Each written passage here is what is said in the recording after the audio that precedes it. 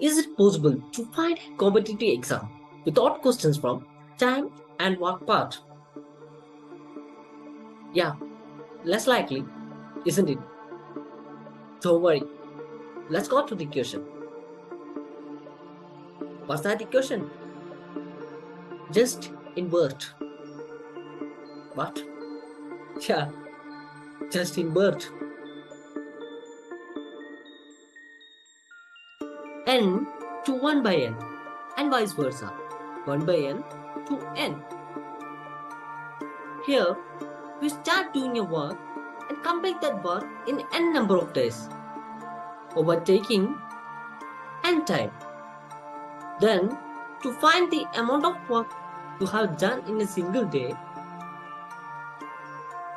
easy, just invert it. Invert means right, back and forth. Change the portion of denominator and numerator. Here, n equal to n by 1. Right. So, when we change the portion, we get 1 by n. Or, in other words, 1 by time required to complete the work, or amount of work done in a single day.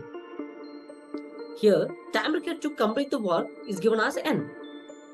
So, same, 1 by n.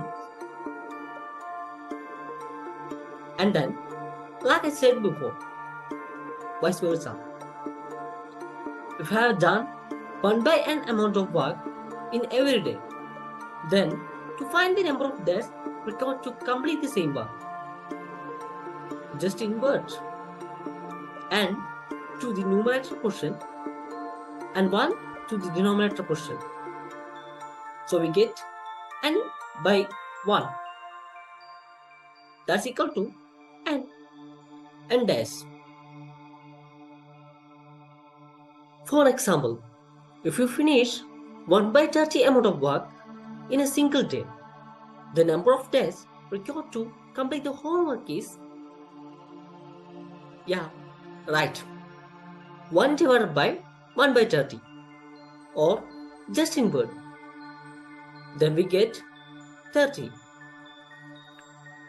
You have required 30 days to complete the work. Okay then, let's move to the next example. What if you finish your work in 40 days? Then, how can we find the amount of work you have done in a single day?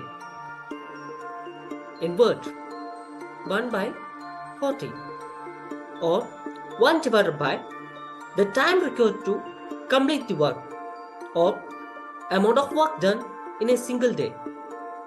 So, here the time required to complete the work is given as 40. So, 1 by 40. Easy, right? Tips area. If you have done more work in every day, or more men engaged in the same work, then the time required to complete the work will reduce. So, the number of days required to complete the same work, as you know, will decrease. Right, just logic. Let's rewind. Here, in time and work problem, we only need to use one formula. Just invert. If they have given the time required to finish the work, invert that to get the amount of work done in a single day. Also, vice versa.